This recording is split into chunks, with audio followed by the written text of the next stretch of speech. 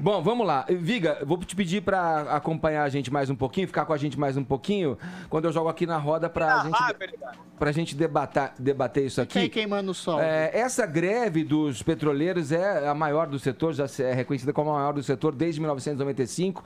Começa a ganhar um apoio da oposição aí, que vê na mobilização uma forma de também pressionar o governo de Jair Bolsonaro contra os chamados programas de privatizações do governo. Vamos lá, como é que vocês enxergam isso? Posso começar? Vai lá, Thaís. Vai lá, querida. Eu queria só observar que o ministro Ives Gandra, ele é tido como um conservador, ele é muito alinhado aos militares, por exemplo, os militares gostam muito dele, mas a parte de tudo isso, existe na lei de greve essa observação, né? A greve não pode afetar serviços essenciais. Do contrário, se todo mundo os hospitais parados, imagina o caos que poderia acontecer. Os policiais, por exemplo. Policiais parados, carros sem combustível no meio da rua, Perfeito. serviço de saúde paralisado. Então, tem limites aí o direito de greve, e um desses limites é esse, serviços essenciais não pode. Me parece que o ministro não está cometendo nenhuma loucura ao dizer que essa greve é ilegal, mas vamos ver o que o plenário vai dizer. Agora, sobre a história da esquerda, Edgar, o que eu acho é que a esquerda agora está tentando, ensaiando, adotar essa história da Petrobras como bandeira, né? O PT, em particular, ficou esse tempo todo aí hasteando a bandeira do Lula livre como a única causa da esquerda, dormiram no ponto, não se ouviu falar da esquerda, ela mergulhou numa imensa letargia e agora parece que eles estão querendo aí pegar a Petrobras como bandeira, o que eu acho de um cinismo inacreditável. Demais.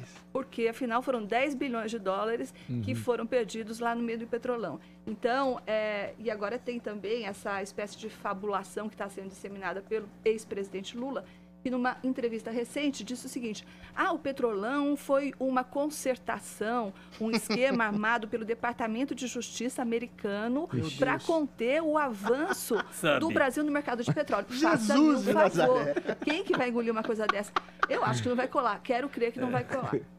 Vai lá, Adriles. Nota do PT de ontem. A política de deliberada destruição da Petrobras só interessa aos concorrentes estrangeiros da empresa e aos inimigos do desenvolvimento soberano do Brasil, disse o PT em nota de apoio após a greve dos petroleiros. Ora, como a Thaís bem disse, quem quase destruiu a Petrobras e o seu serviço e a sua reputação foi o PT, que comandou um esquema criminoso de corrupção que desviou mais de 40 bilhões de reais da empresa para pagar propina, para pagar seus apaniguados, para desviar para partidos.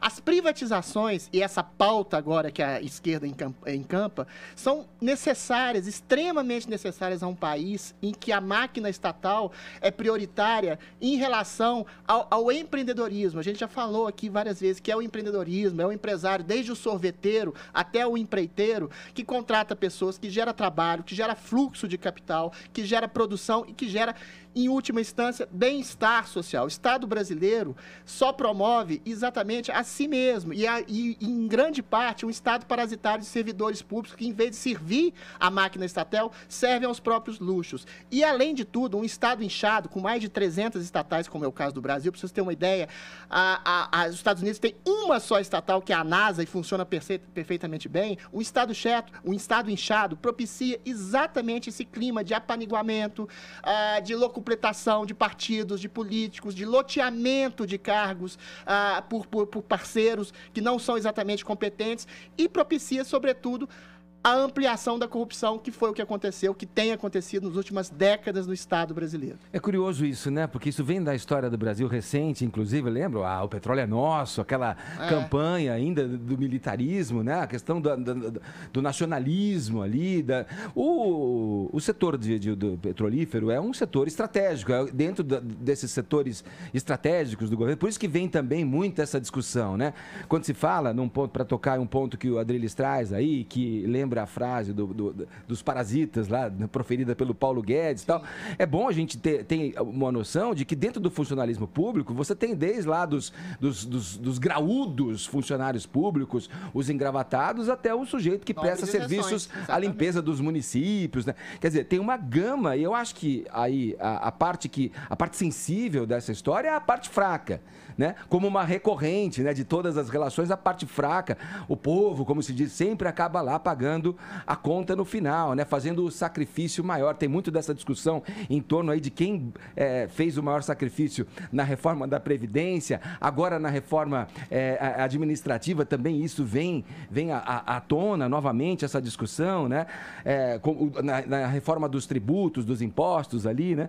Tudo isso vem em discussão. Agora, o setor petrolífero, como o Thaís também lembrou, é um setor primordial, é um serviço essencial, mas é um setor estratégico ao mesmo tempo.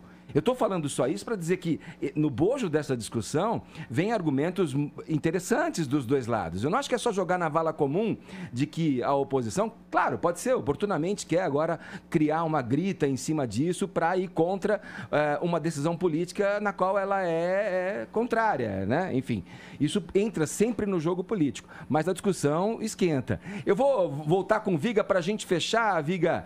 Olha, eu não sei se eu consegui ver bem, você fica fazendo essas imagens aí em Copacabana, mas ali atrás dá para ver ali ao fundo é uma plataforma de petróleo. Não sei se é. Não é. Acho que não é. A ponta do guarda-sol. Tá certo. São navios petroleiros e navios de carga, que eles cruzam aqui o mar. Não, são 1, 2, 3, 4 passando aqui pela praia de Copacabana. Edgar, deixa eu só botar a minha colher aí nessa sopa quente, porque você sabe que dentro de tudo isso que vocês falaram, existe uma outra categoria que está encampando parte do discurso dos petroleiros, que é a dos caminhoneiros, certo? Então, nesta quarta-feira em São Paulo, os caminhoneiros estão se programando. Eu não sei se eu estou dando um endereço errado, mas eles estão se programando para um ato, para uma manifestação em duas marginais que são fundamentais para a logística, para a movimentação das pessoas em São Paulo.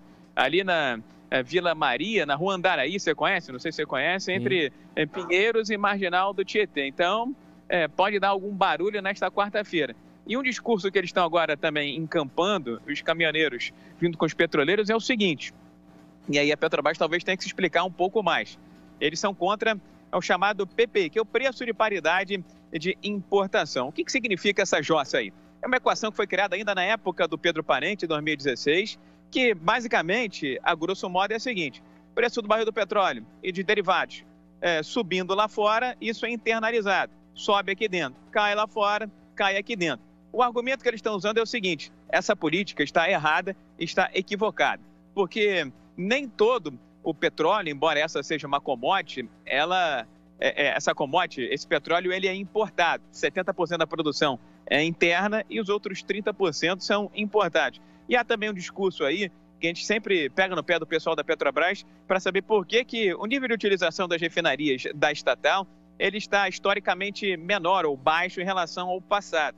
Se a Petrobras estivesse produzindo um pouco mais aqui dentro, talvez pudesse, em tese, embora seja uma commodity, um preço cotado internacionalmente, poderia, de certa forma, amortecer o preço. Então, o discurso agora de caminhoneiros e petroleiros é o seguinte: a gente produz 70% aqui, importa 30%, então não dá para ser proporcional, aumento e queda. Tem que ser desproporcional, na proporção de 70-30. Não sei se eu fui claro, viu, Edgar? Sim, não, valeu, Viga, complementou bacana aqui a nossa conversa. Eu vou te agradecer as informações, eu quero que você saia a nado agora até a ponta do rochedo ali do Forte de Copacabana, que está bem atrás de você aí. Maravilha, meu camarada, obrigado pelas informações, abração.